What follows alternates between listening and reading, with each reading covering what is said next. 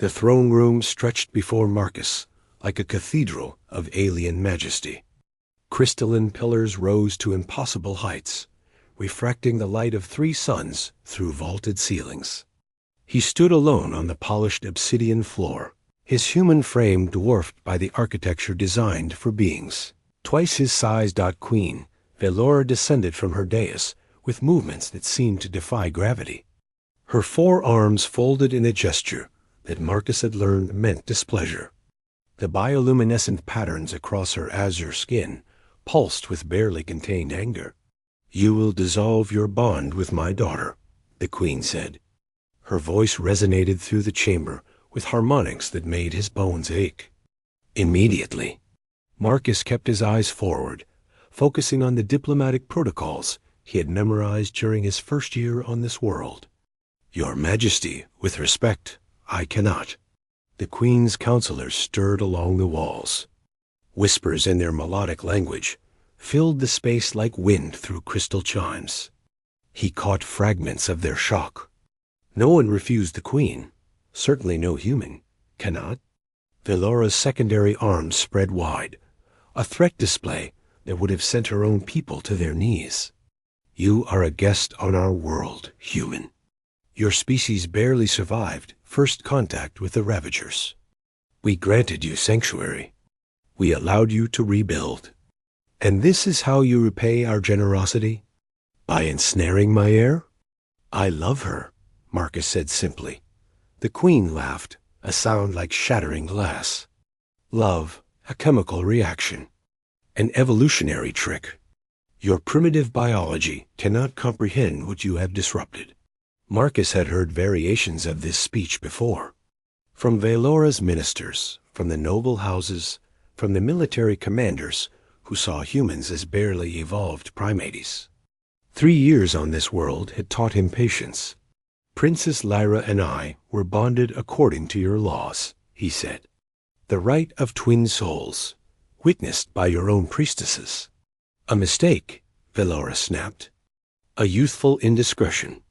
Lyra was curious about your kind. Nothing more. The bond can be severed. Then let her tell me that herself." Velora's bioluminescence flared red. "You dare make demands of me?" "I make requests, Your Majesty. If Lyra wishes to end our marriage, I will honor that choice. But I will hear it from her." The queen descended the remaining steps until she loomed over him. At full height, she stood nearly 8 feet tall. Her primary arms remained folded, but her secondary pair reached out, taloned fingers stopping inches from his throat. "My daughter is currently in the regeneration chambers," Velora said softly, "recovering from injuries sustained during the Ravager incursion on the northern continent.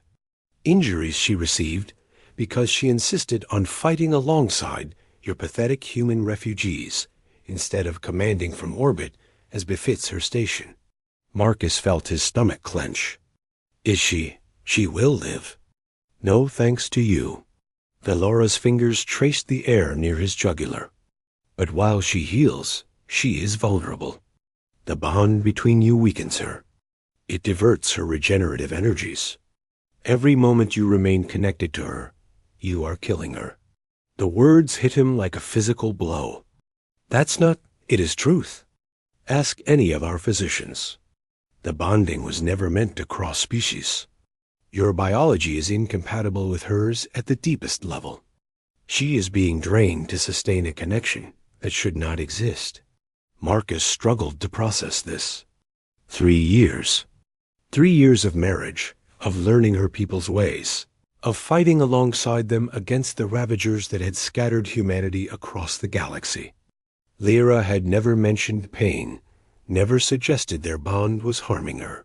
"If this is true," he said carefully, "why did your priestesses allow the bonding?" Velora's laugh was bitter. "Because my daughter is as stubborn as she is foolish. She convinced them that love transcended biology, that your souls were truly compatible. The priestesses are romantics, swayed by pretty words and emotion." She leaned closer. "But biology always wins, human. Always. The chamber doors burst open. A young guard rushed in, his movements frantic despite his size. He prostrated himself before the queen. "Majesty," he gasped. "The princess. She has awakened. She demands to see her husband." The voice echoed from the doorway, weak but unmistakable. Lyra stood supported by two attendants, her body wrapped in regeneration bandages that glowed with healing light. One arm hung useless at her side. Burns covered half her face, still knitting together in slow, painful increments. But her eyes found Marcus across the room, and her bioluminescence pulsed with joy. "Marcus," she whispered. He ran to her before anyone could stop him. The attendant stepped back as he caught her carefully, mindful of her injuries. She was lighter than he remembered, her body depleted from both battle and healing. "What are you doing out of the chamber?" he demanded. "You should be—" "I heard my mother's summons," Lyra said. "I knew what she would demand of you." Her good hand touched his face. "You did not agree." "Thank you, Lyra." Queen Velora's voice was steel. "Return to the chambers. This conversation does not concern you. It concerns me entirely." Lyra pulled away from Marcus just enough to face her mother. "You wish to dissolve my bond, to send away the man I chose, the man who has fought for our people, bled for our cause, asked nothing in return except to be allowed to stand beside me. He is killing you," Velora said flatly. "Every physician agrees. The bond drains your life force. And I told them they were wrong. You are not a physician. No." Lyra's bioluminescence shifted to determined violet. "I am someone who knows her own body, who feels the truth of her connection." She looked at Marcus. Tell her what happened during the Ravager attack." Marcus hesitated. The battle was classified, the details known only to those who had been present. But Lyra's eyes pleaded with him. "We were overrun," he said quietly. 3 Ravager dreadnoughts against our single cruiser. The princess led a boarding party to disable their command ship. I was with her. "As a guard," Velora interrupted. "As a human grunt with a rifle." "As her partner," Marcus corrected. We reached the command deck, but there were too many. Lyra was hit. A plasma bolt through her torso. Fatal. The room went silent. Velora's bioluminescence flickered to shocked white. "I felt it through our bond," Marcus continued. "Felt her life fading. And something else. Something the priests and physicians don't understand because they've never studied cross-species bonding before." He met Velora's gaze. "The bond goes both ways. It doesn't just drain her. It connects us." And in that moment, I gave her everything I had. "Impossible," one of the counselors muttered. "Is it?" Lyra's voice was stronger now. Marcus collapsed beside me.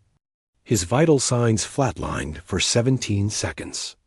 The medical team revived him while I stood up with a healing hole in my chest. The energy that should have killed me flowed into my regeneration instead.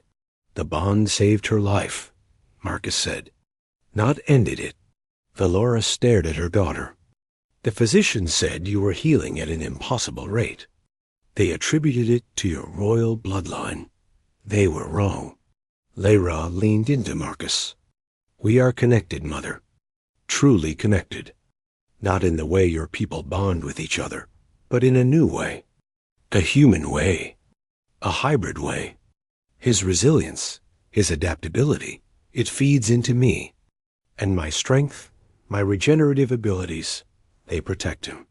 "This is speculation," Velora said, but doubt crept into her voice. "Then test it," Lyra challenged. "Run your scans. Do your research. But do not ask me to give up my husband based on assumptions and prejudice." The queen looked between them. Marcus could see the struggle on her face, the conflict between maternal concern and royal duty. Finally, she turned to her counselors. Summon the High Physician and the Head Priestess. I want a full examination of this bond. Every test available. If they are truly compatible, she paused, then I will not separate them. And if we are not? Lyra asked quietly. Velora's expression softened slightly. Then I will beg you, my daughter, to release him. Not as your queen, but as your mother. Because I cannot lose you. Not to the Ravagers, and not to love. The examination took 3 days. Marcus and Lyra were separated, monitored, subjected to scans that probed every aspect of their physiology and consciousness. The priests chanted over them. The physicians drew fluids and measured energies. The process was exhausting and invasive. On the 3rd day, they were brought back to the throne room. Queen Velora sat on her throne, flanked by the High Physician and Head Priestess. Both looked troubled. The results are inconclusive, the physician began. The bond is unlike anything in our records. It does draw on the princess's energy. But he hesitated.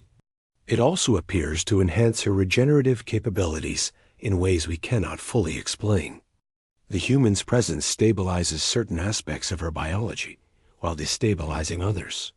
It is a paradox, the priestess added. A union that should not work, yet does. The souls are compatible, but the bodies struggle to maintain equilibrium.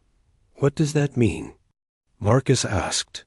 It means, Velora said heavily, that you are both at risk. The bond could strengthen you both, or it could eventually kill you both. There is no precedent, no data. You are an experiment in real time. Lyra gripped Marcus's hand. Then we experiment together. You would risk death for him? Velora asked. I would risk anything for him, as he has risked everything for me. The queen was silent for a long moment. Then she rose and descended from her throne. She approached them slowly, studying their joined hands, their unified stance. The other noble houses will protest, she said,